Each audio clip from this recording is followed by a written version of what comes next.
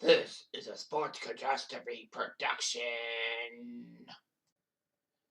Hey there, Heather, ho there. It's Jeff Cutter Diver. Welcome you to another Sports Catastrophe on this date.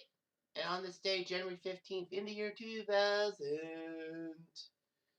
it was the Miami Dolphins and the Jacksonville Jaguars taking on each other in the divisional playoffs. And the best game of the 2000 season. Well, I mean, I know Super Bowl 34 was huge too, but still, this was amazing. So, it's the 2000 playoffs. Of course, I touched upon this last week when I talked about the Music City Miracle and how the NFL decided to change it up because the playoffs were supposed to start on New Year's Day, but because of Y2K, they didn't want to do that. And plus, you got like college football having their bowl season, like the Rose Bowl and the Orange Bowl, if you will. So the NFL, based on those things, decided to move the season 1 week later, which means that January 2nd would be the last week of playoff games. Oh, the last week of games. So anyway, the wildcard playoffs saw the Titans beat Buffalo, the Music City Miracle. Washington taking care of Detroit, Minnesota taking care of Dallas, and Miami going into Seattle and shocking the Seahawks at the Kingdom. So it was time for the divisional playoffs. The first divisional playoff game would be the Jaguars versus the Dolphins. A clear 12:30 Eastern game, 16 Celsius, 61 Fahrenheit, with Fern Lundquist and Dan Deerdorf on the call. And the Jaguars just crushed them. Dan Marino was playing his final season in the NFL and wanted to go out on top. Well, he went out on top in some weird way. So it was huge. Anyway, Jacksonville would put up a first quarter for the ages.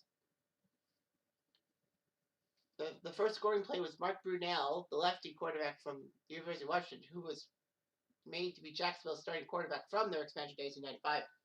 Threw a pass to Jimmy Smith. 7-0 Jaguars. No big deal. So the Jaguars were happy themselves. However, Jacksonville would only get a field goal from Mike Hollis to make it 10-0. No big deal. And then after a few miscues by the Dolphins, Fred Taylor on his famous 90-yard run. I kid you not, 90 yards. Can you believe it? Fred Taylor ran a touchdown on 90 yards. I don't know if that's still the record.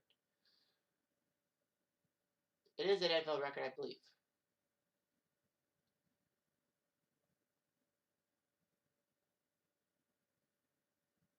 Anyway, so it was 17-0. And then a crazy play happened. After that 90-yard touchdown. Miami's next possession, Tony Brackens forced a fumble from Marino and dove on the ball.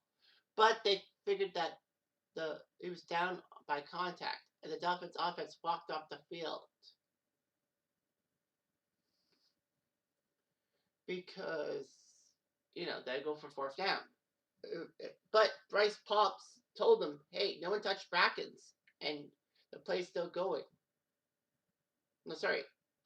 They thought Brackens was down by contact, meaning that, the ball was there. But Pop said no one touched Brackens.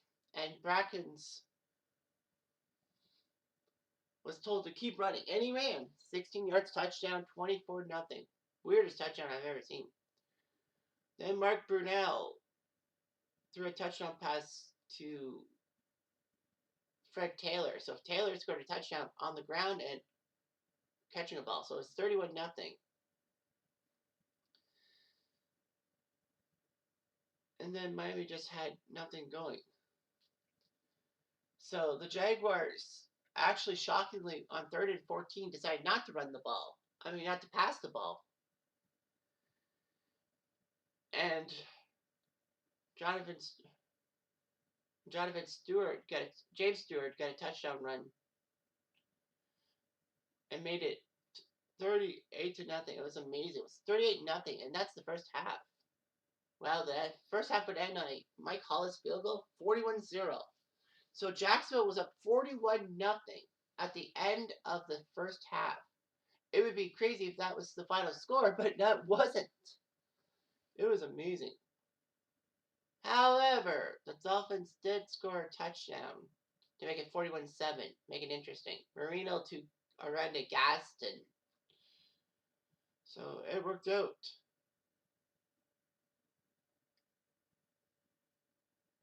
So it worked out.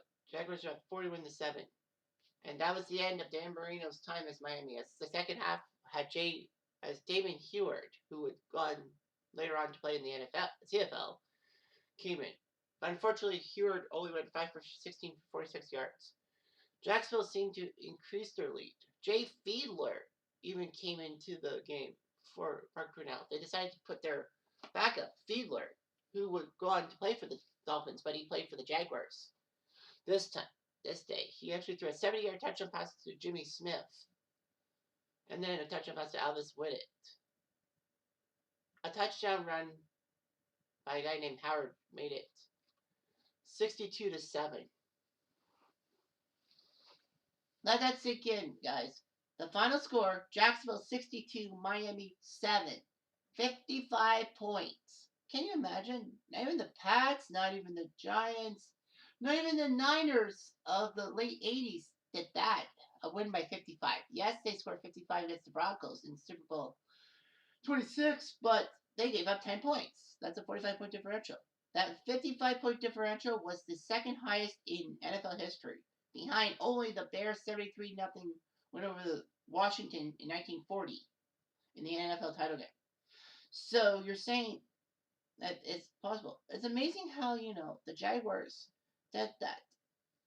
The Jacksonville Jaguars of all teams did that 62-7. Now, the one thing you should know also is that you'd be thinking, well, Jacksonville used that momentum to get to the Super Bowl. N-O.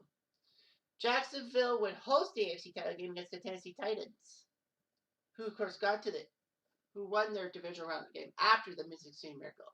If you're thinking, well, Jacksonville definitely would beat Tennessee. Well, you would be wrong. Here's a fun fact for everybody. In the 18 games, regular season playoffs combined, the Jacksonville Jaguar of that season, Jacksonville went 15-0 against the AFC and 0-3 against the Tennessee Titans. Let that sink in. The Jaguars were 15-0 against teams not named the Titans. The Titans gave Jacksonville their 2 regular season losses and the loss in the AFC title game. Can you imagine that happening nowadays?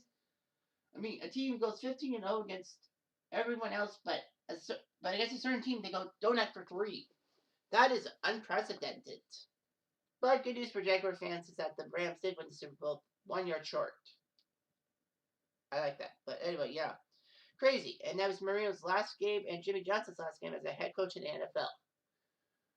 2 eras just ended like that. Anyway, I'm Jeff Diamond. I do.